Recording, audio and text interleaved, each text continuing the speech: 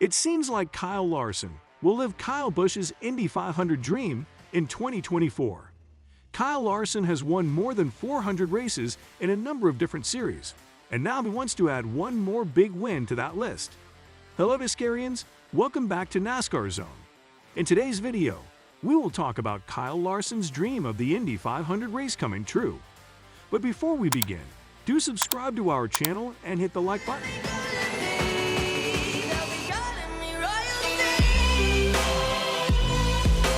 Time is Kyle Larson's best friend as he plans to run the Indianapolis 500 in May 2024.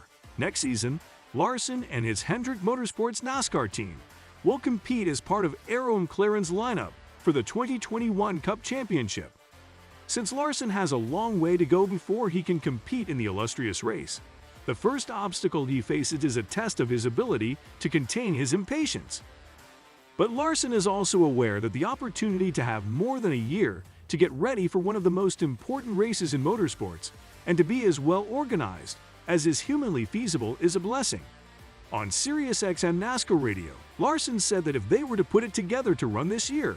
Yeah, definitely. I mean, if we were to put it together to run Evergrande this year, I still feel like I would have been rushed to be prepared for May and feel like I can go and compete at a high level. So, yes, it's a long ways away from the event, but I feel like I like that a lot better because now I can, have all this time to focus on, doing the right things to train and get better, not only physically, but, just behind the wheel, time in the simulator, time behind the actual wheel of an Indy car, and hopefully getting to do some testing before Indianapolis next year. So yeah, just I'm glad that it's going to be next year's Indy 500 and not this year's.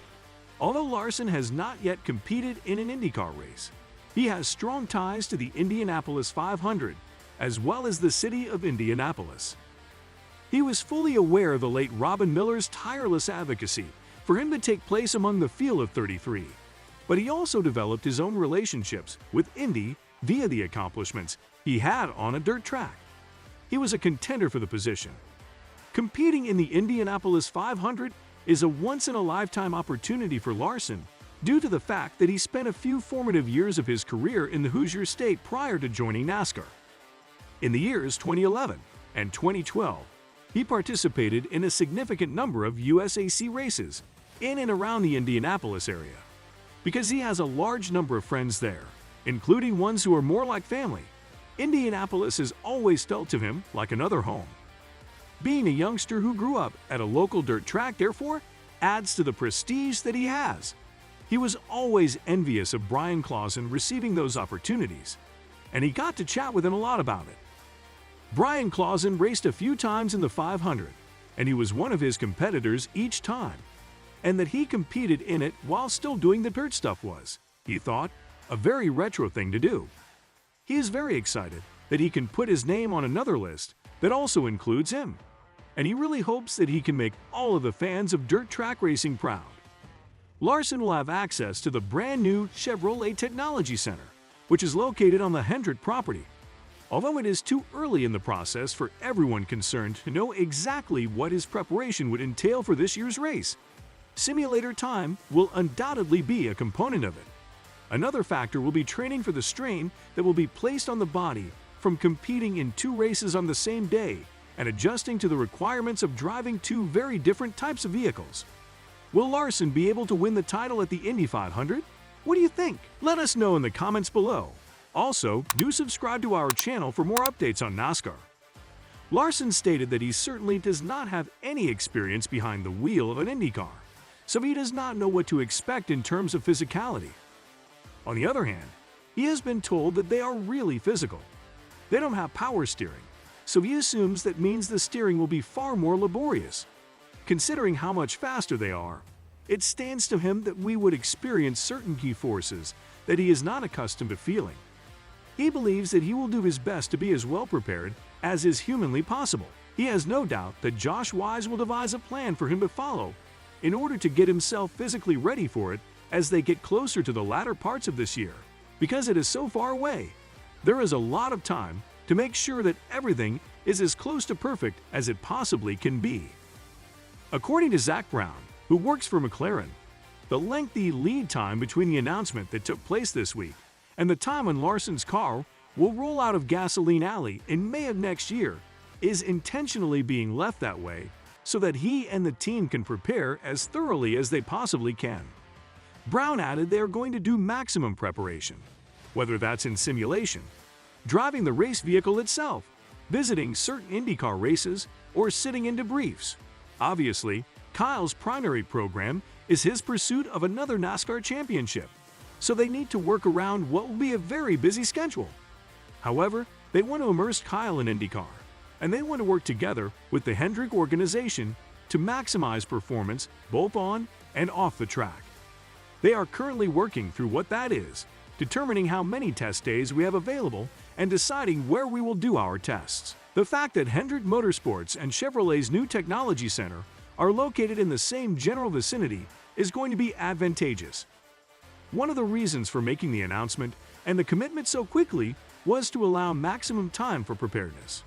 Because of Larson's long-standing interest in competing at Indianapolis, Hendrick Racing Team owner Brown eventually made a call to the company's headquarters in Charlotte. In the meantime, Larson did not lose any opportunities to remind Rick Hendrick and Jeff Gordon, vice chairman of Hendrick Motorsports, of his intentions to compete in the Indianapolis 500. It took some time, and Larson had to be patient through it all, and still has to be patient to wait until next year's Indy 500. But before they took advantage of the chance, they wanted to make sure that it was presented to them by the ideal organization, with the ideal personnel, and under the ideal circumstances. And after discussing it with Rick, he decided to keep out of it and allow them to work their magic without interference. Hendrick, for his side, said that he required some convincing, but that the prospect of partnering with McLaren was enough to win him over. Every day, the prospect excites Larson more and more. When they first started talking about it, he wasn't that raved about it. But now that they have the possibility to join McLaren and Zach, a superb company that competes in everything from Formula One to IndyCar, this is a fantastic opportunity for them.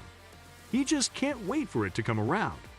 But the fact that they are partners with McLaren provides them with an incredible degree of assurance that they will have the finest preparation and the best equipment. And they owe all of that to the McLaren Group because they are the best at the business. Simply said, they just can't wait to find out what the experience is like. The most recent NASCAR driver to complete a double race weekend was Kurt Busch. In 2014, Busch finished 6th in Indianapolis before heading to Charlotte for the Coca-Cola 600, where he encountered a mechanical issue that caused him to drop out of the race early.